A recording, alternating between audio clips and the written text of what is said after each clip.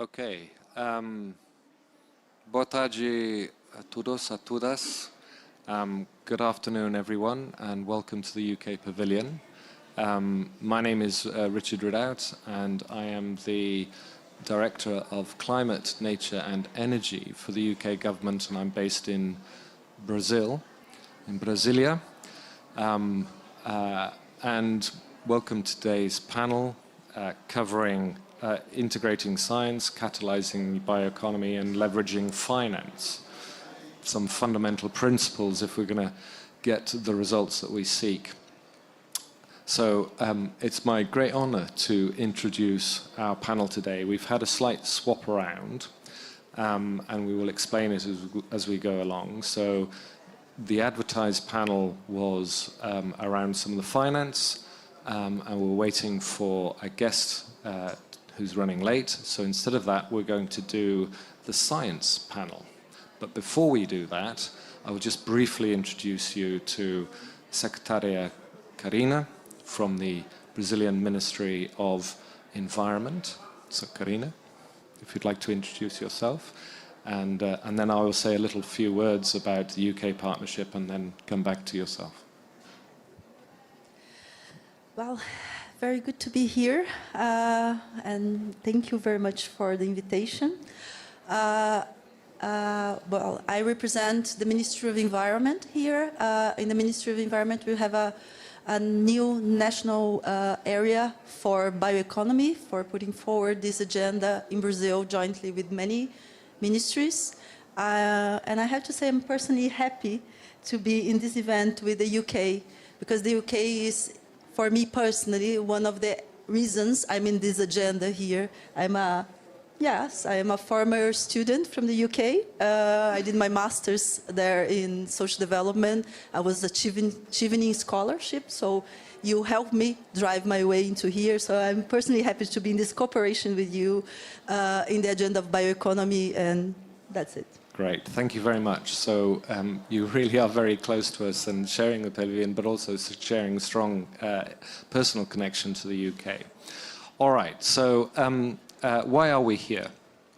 I mean, it's pretty obvious that we cannot fix the 1.5 degree challenge unless we strengthen our partnership and our collaboration with Brazil. It is fundamental.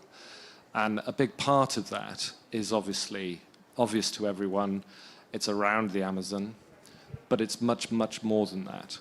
And what you will begin to set out is actually how that seemingly focal point around the Amazon actually spreads out to a strong UK partnership across both nations. So what is the UK doing to strengthen that partnership?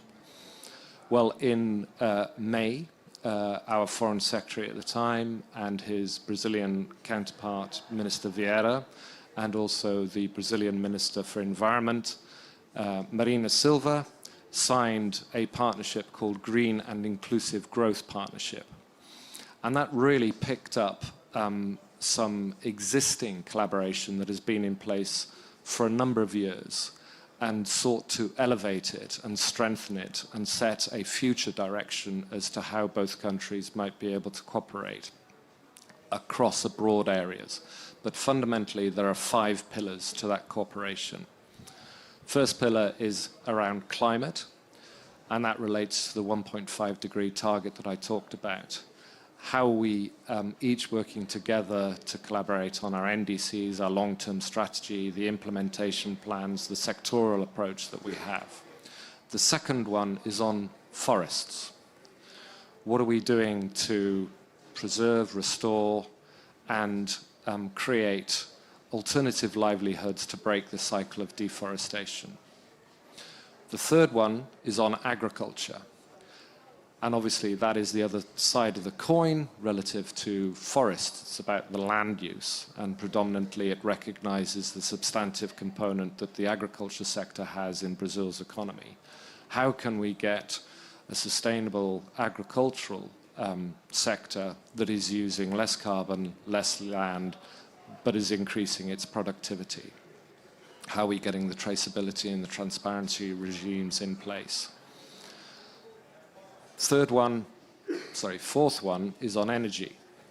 And that is really focused around some of the UK's strengths that we're developing around offshore wind. UK has the biggest offshore wind technical capacity at the moment, and on development of hydrogen. But also, as we've announced earlier this week, on decarbonisation, how we each looking towards our industries to decarbonise. And then finally, on finance, which pretty much underpins all of the previous four. You're not going to get the level of scale, you're not going to move from what is essentially public good to a private financial flow that is going to support that green transition, that is going to develop the alternative economies necessary to break that cycle, particularly around deforestation, and grow the agricultural base, put in place the energy systems required, but also look at the way in which we are demonstrating that actually we are on a pathway to 1.5 without this costing, whether socially or economically or health or education or otherwise. So that partnership is locked in. There are a range of different programs that we have on offer. I won't bore you with those details, but happy to take any questions towards the end. But fundamentally, in each of those areas, we're looking at development of the bioeconomy, and this is where I then turn to Secretary Karina to talk about that national policy, and then we'll come on to what we're doing on the science to underpin some of that collaboration as well. So Secretary Karina on the bioeconomy. Thank you, Richard. So when you talk about bioeconomy in Brazil, you have to place very well the discussion, because it is a concept that has been there for a couple of decades, meaning very differently in different regions. But for Brazil, there's no doubt about where we are looking into, what are our priorities on this. And our priority is to focus on the areas where where it will, for sure, use most of our natural capital in favor of economic development that is sustainable and it's inclusive. So our focus is in the sustainable use of biodiversity, and especially our native biodiversity, our genetic resources, our social diverse knowledge of the forests, knowledge of the field, knowledge of the water, and all this.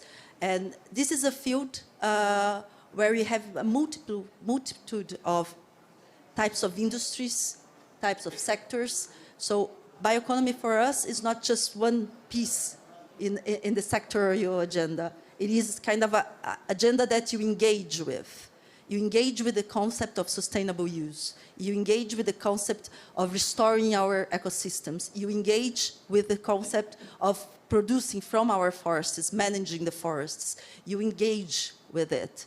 And that's very important for us because it allows us to work in a different set of policies that Brazil already has on the industrial side. We are launching in December a national policy on reindustrialization, on neo-industrialization. And bioeconomy is a piece of that. And it is also a piece of many agricultural policies, and it's a piece of forest, for sure. And Brazil has a great legislation on biodiversity, on managing the access to genetic resources and traditional knowledge associated, which also connects both conventions that we are here in the Climate Convention, but it also creates a very important link that we have to see in the future more often between this convention and the CDBs and the global framework on biodiversity, because that will ensure us to move in this direction where nature-based solutions, where bioeconomy are an agenda of the future. Yeah? So for us, bioeconomy means to engage these different sectors in this area. Of course, we have done this in the past in some sectors like biofuels, but for us, we are looking to the gaps of the policy in Brazil. And this is an area that we need to reinforce and we need support. And I have to thank the UK government to being not only the first supporter of our work into building the policy, but also to contribute to Amazon Fund. Nabil will talk after here.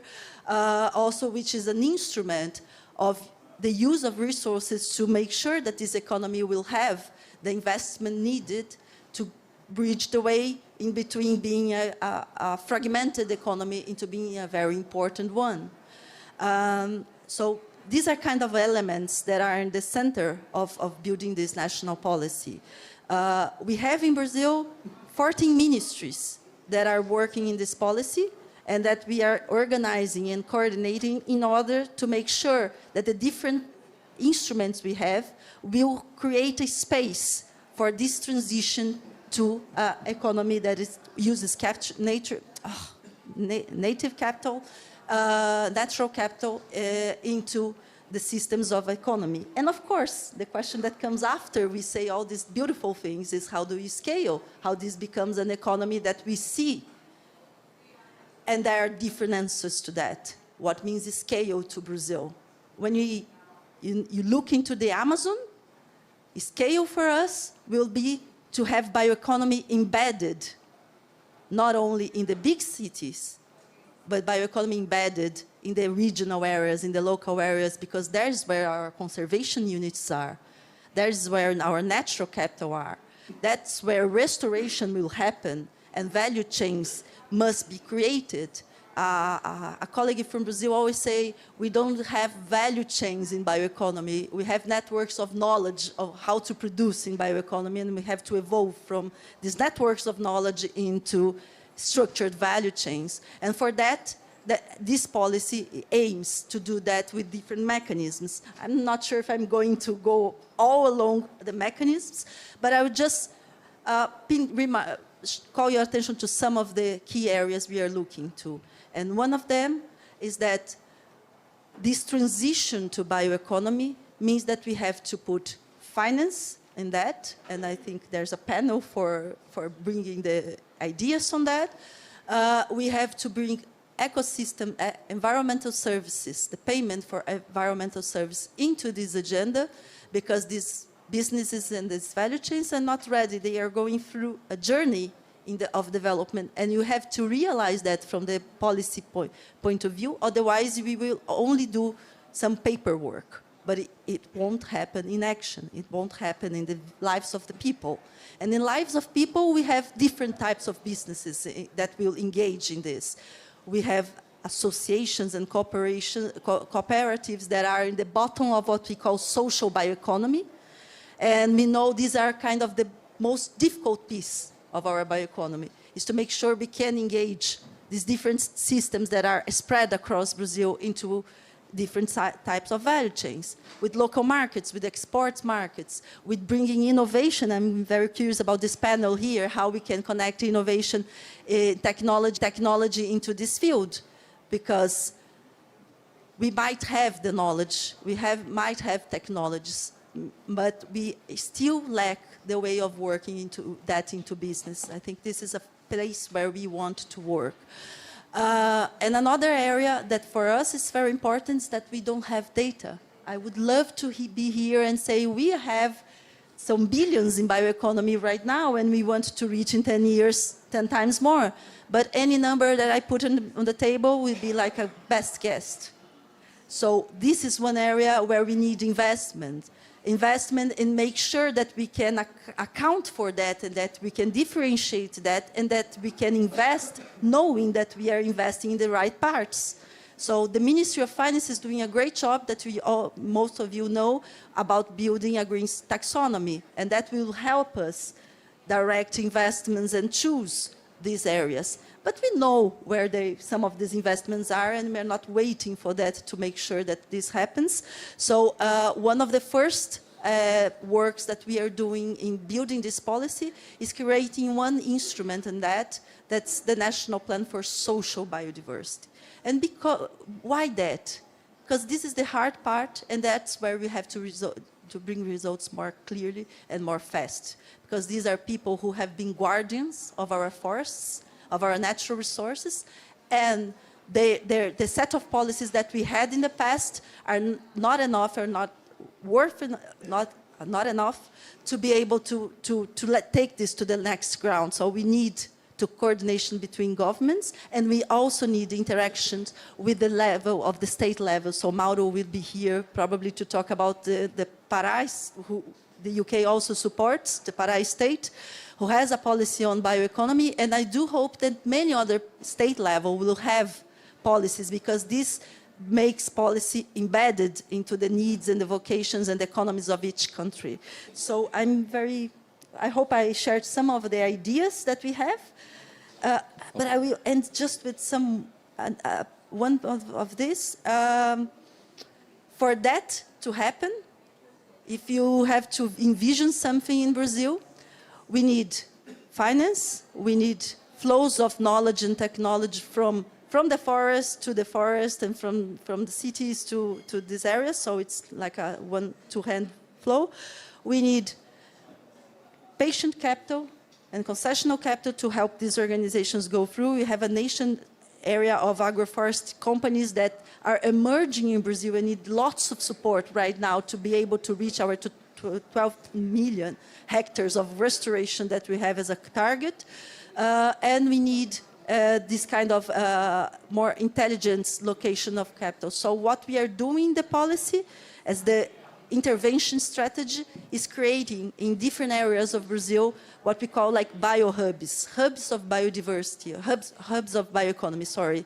And these hubs of bioeconomy means that we are centralizing all this coordination of these policies to make sure that the areas that have more potential, that we see business emerging, that we see restoration, conservation, and sustainable use of biodiversity emerging, can have a special attention from the policy, so we can see more business growing fast and more value chains being created, and we can focus infrastructure, connectivity, and all the policies that have to come along to create an enabling environment that will allow this business to grow.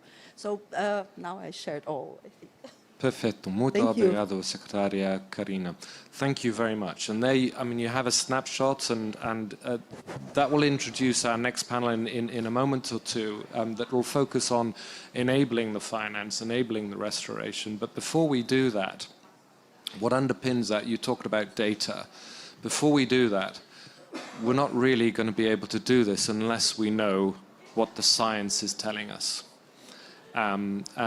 President Lula, when I think it was on his second day here, talked about Brazil strengthening its science base and its policy being derived from a strong evidence base. What is the science saying? What is the science saying around 1.5? What is the science saying around some of the trajectories that we're seeing on the biomes that are affecting Brazil, and Brazil's ability to continue to be that food production center globally, where much of our food security, one way or another, is increasingly relying on. So it's with huge honor, actually. What you're going to see now is a time machine, and it's absolutely incredible. So, Stephen, if I can hand over to you to introduce the next panel and take us to what is Amazon Face, but I think we may have a video to begin with.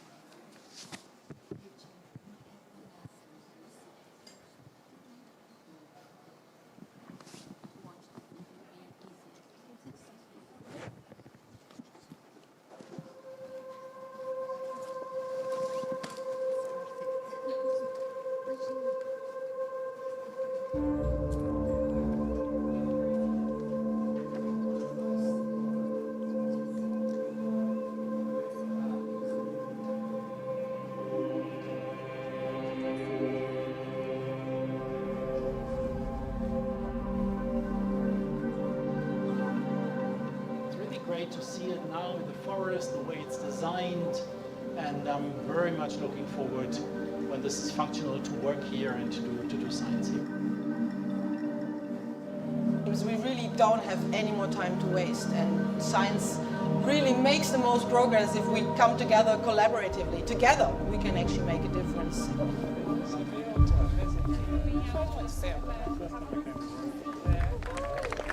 always important to say, not the experiment from us, you know, it's everybody's experiment. It's a lab for everybody. So Amazon Face is one of the most important and exciting scientific experiments on an ecosystem. We'll get better predictions, we'll understand how the world works.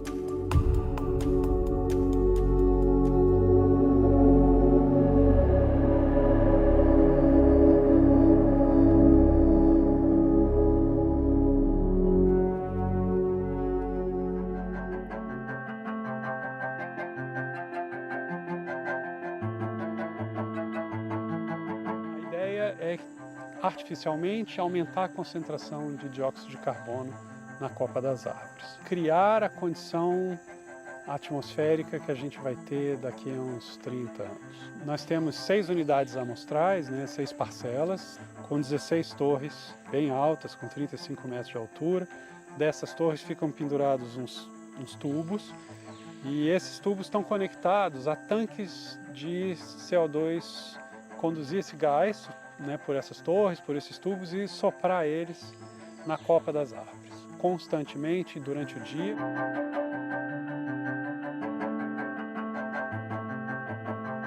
O que a gente sabe sobre isso daqui hoje é como a gente olhar pelo buraco da fechadura de uma porta. A gente precisa ampliar essa perspectiva. Como é que essa floresta se comporta? Como é que ela vai se comportar com mudança do clima, aumento de gás carbônico? E esse é nosso laboratório, esse é nosso objeto de estudo, as plantas que estão aqui dentro e todos os processos que acontecem dentro desse plot é monitorado. Nessa parcela número 2, a gente tem 275 plantas de 155 espécies, então a gente vê que é uma alta diversidade de espécies dentro de uma parcela que é relativamente pequena. A gente monitora desde as folhas até o tronco, as raízes.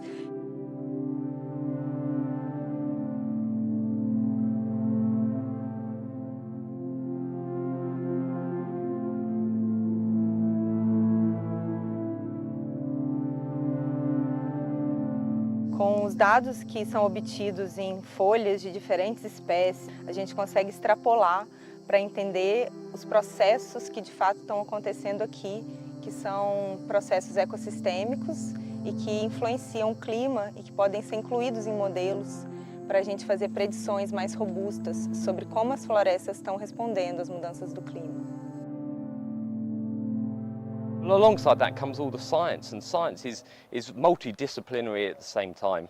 We're bringing together here field ecologists, we're bringing together people who are maybe numerical modelers, but also social scientists and biodiversity specialists. So we really are trying to understand the full implications of this experiment for the environment and beyond. A floresta vai nos dar as respostas, a gente tem que só estar preparado para percebê-las,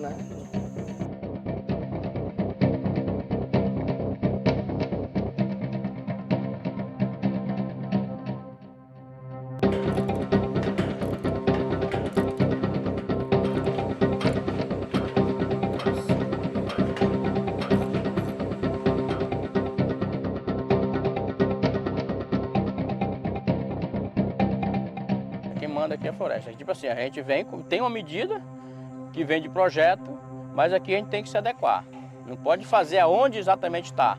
Se tiver uma árvore, a gente tem que remanejar ela ou para frente, ou para trás, ou para o lado. Não tem jeito.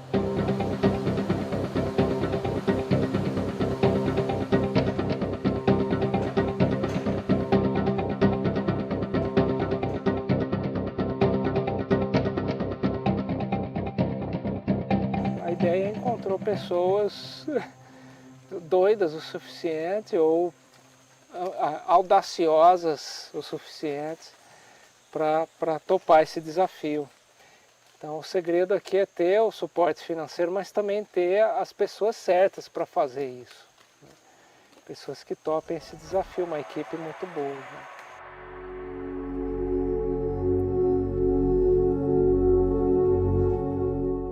Fazer a nossa infraestrutura funcionar por um ano e então a gente realmente começar a ter todos esses resultados de como o CO2 influenciou no ambiente florestal. No momento, fazendo esse levantamento no guindaste, gente começa a perceber a estrutura do dossel das árvores que a gente vai ter aqui ao redor do plot 1 do Amazon Face. Isso aqui é um momento único, a gente está fazendo história, a gente está vivendo história, né? E a gente, poxa, tem anos pela frente de operação, de muito trabalho duro, né? De, obviamente, ter uma operação diária, é um outro desafio, né? De imaginar que a gente vai operar esse sistema por 10 anos, todo dia, de 6 às 6.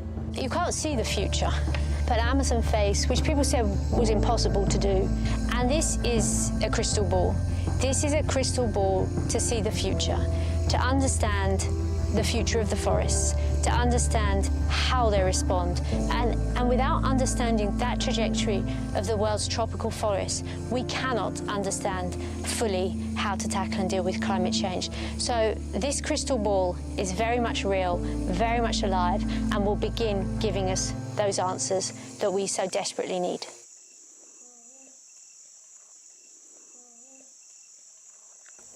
Normalmente leva um tempo para a ciência alcançar o tomador de decisão. A gente precisa trabalhar e encurtar esse tempo. Um experimento como esse, ele tem grande capacidade de informar uma janelinha para o futuro mesmo, ver o que vai acontecer. Tomar informações baseadas em evidências científicas.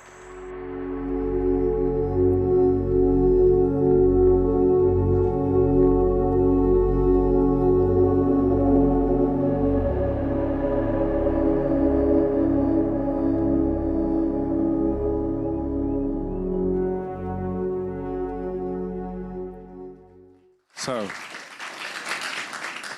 fantastic. So it's my pleasure to be able to introduce Stephen Mooney, who is the head of the climate research team at the UK Foreign and Commonwealth Development Office. You've heard me talk about how we're restoring and how we're preserving the forest, and it's incredible how now we're actually turning to the forest for the answers, for the way for our future and how we're going to depend on this. So, Stephen, over to you and our fantastic scientists. Yeah, thanks everyone, and thanks everyone for coming. Don't think the panel needs any introduction, but Richard Betts, head of climate impacts at the Met Office, and Beto Casida, lead researcher for INPA, and obviously heavily involved in the Amazon Face project. Obviously, we launched Amazon Face, Richard, at COP26. We're here at COP28. Can you say why this is important to these kind of negotiations and the activities here at the UNFCCC? Sure. Yeah. Thanks, Stephen. So this experiment really is at the heart of providing the scientific information to underpin everything that the negotiations here at COP are about in terms of the urgency of reducing carbon emissions. I've just got a few slides which give some more details on this. So this is actually a figure of the global carbon budget. This was launched a few days ago by one of my colleagues at the University of Exeter, Pierre Friedlingstein, who his team do an annual update of where the carbon is going to within the climate system, the emissions of carbon from fossil fuel burning on the left there. Is this a pointer? So yeah, the emissions from burning fossil fuels and from land use change are what we are, of course, trying to reduce urgently to slow climate change and limit global warming to well below 2 degrees, ideally 1.5 degrees.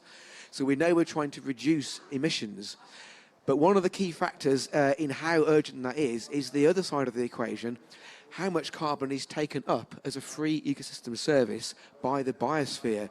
We actually see about half of what we emit to the atmosphere is taken up by land ecosystems and in the ocean at the moment. And that's shown here. This is the current budget for this year. But importantly, we do not know how long this will continue in the future. And one of the reasons for this strong uptake by the biosphere is that plants grow better under higher carbon dioxide levels. Carbon dioxide drives photosynthesis, plants grow because of photosynthesis, so that process is taking CO2 out of the atmosphere. But we don't know how long that will continue under higher levels of CO2, whether it will flatten off or keep going and going and going. And this is important for our long-term trajectories for carbon emissions for meeting the Paris target. So this is a graph from the IPCC report, the Intergovernmental Panel on Climate Change. So this is different futures of global CO2 emissions that may come about. So the red line at the top is roughly where we are headed. If we continue with currently implemented global policies, we will continue to emit CO2 at around 40 billion tonnes of carbon per year, perhaps even more than that if we don't really start to put these policies into practice. That will give us anywhere between about 2 and 4 degrees global warming by the end of the century, so well over the Paris targets. If we want to meet the minimum level of commitment in the Paris Agreement to limit global warming merely to 2 degrees, then we have to start, the best estimate is we need to start reducing emissions by about 27% by the end of this decade and net zero by 2070. That's the best estimate. If we want to limit warming to 1.5, then we need to virtually halve global emissions by about 2030 and reach net zero by 2050. However, the key point is these numbers are very, very uncertain. These are based on computer models, which are based on mathematical equations with understanding based on science done decades ago in laboratories, making assumptions about the strength of future forest carbon sinks. If you look at the size of these bands, these are the uncertainty plumes here. This date of net zero has an uncertainty of 20 years either side. If the forest carbon sinks are not as strong as is assumed in the computer models that make these budgets, then we will need to cut emissions even more urgently than we are currently assuming. And we just don't know what the answer is yet. So we do need to know whether these forest sinks will continue in the future or not. So the study that we are now starting with the Amazon Face study, which will simulate the future conditions of higher CO2 in a real forest, this will provide fundamental new understanding to improve our models and narrow our uncertainties and really give us a better handle on how urgently we need to cut carbon emissions. So I hope that answers your question, Stephen. This is why this is fundamental science to underpin everything that's happening here at COP28. Thanks, Richard. Obviously, laying out there how evidence and research and science can really play into the policy environment, how it can really inform the activities and the actions we need to take. And having these kind of research telling us what actions we need to take now to reduce those emissions. But it is a really kind of groundbreaking experiment. First time it's been done in a tropical forest. And Beto, I don't know if you want to talk briefly on what it means for the Amazon itself and the Amazon people itself in terms of, we heard the Madam Secretary talking about bioeconomy, but obviously this is very important in terms of the future projections of what could happen in the Amazon. Yes, thank you, Stephen. Thank you, Richard, for a nice presentation. I would say it goes beyond the carbon question, isn't it? It's very urgent. It's a very important information we need to have. But it also means what's going to happen with the Amazon, what the trajectory the Amazon is going. And every plan we have, if we are planning bioeconomy, if we are planning new developments in the Amazon or in Brazil as a whole, it's important to actually be able to see the future a little bit and do better planning based on information. So our models show that if we only consider the effect of climate change with a much hotter, much drier world in, let's say, the next 30 years, it's quite likely that we don't have the rainforest there anymore. This is, in the other hand, the models that Richard showed, they consider a strong effect of carbon fertilization, of what we are trying to study there. And this suggests a great resilience of the rainforest if there is this strong carbon fertilization effect. So Amazon Face becomes very important there to decide, to give us some information, some level of preparation to what's coming to the future. So is there strong CO2 effect? Is it going to mean resilience of the forest? And then our plans for bioeconomy, for instance, are there, and we will have success on this? Or is it's not there, and we are likely to have a rainforest disappearing and being substituted by a dryer system as well.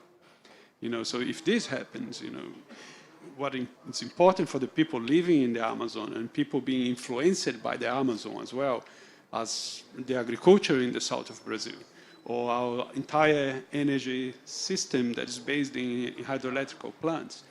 You know, if we lose the Amazon, the impact in our society is going to be so huge, you know, and that's where I think it's really important. This experiment becomes really important because it let us open a window for the future, you know, and look ahead and say, okay, you know, we probably will have the Amazon for a little longer, you know, if we behave, but or maybe not. You know, even if the experiment tells us, okay, nothing will happen, you know, CO2, the rainforest is not responding to it, then it's probably the most valuable information we can have because we can prepare for it. You know, the mitigation and adaptation and rethinking the way we are investing in the Amazon as well. You know, so it's really strategic information. I would say it's national security information for Brazil, and probably beyond that as well, for the people living there, experiencing it. If we take from what we see, for instance, in the droughts that have happened in the Amazon in the last, you know, in the last 20 years, it probably had 4 strongest or century-like droughts. You know, it really disrupts the living of everyone in the Amazon. People in the Amazon rely on the rivers, on the water cycle as it is. And this is going to give us, we hope it will give us some direction from where things are going. And I hope we can get better prepared to that. Thanks. I think we could probably talk about this for forever. It's a very exciting, kind of groundbreaking experiment. I think the partnership with IMPA, the Met Office, between the Brazil government and the FCDO has been a real kind of driving force to get this science going forward. But we probably, Richard, I think we have to move on to the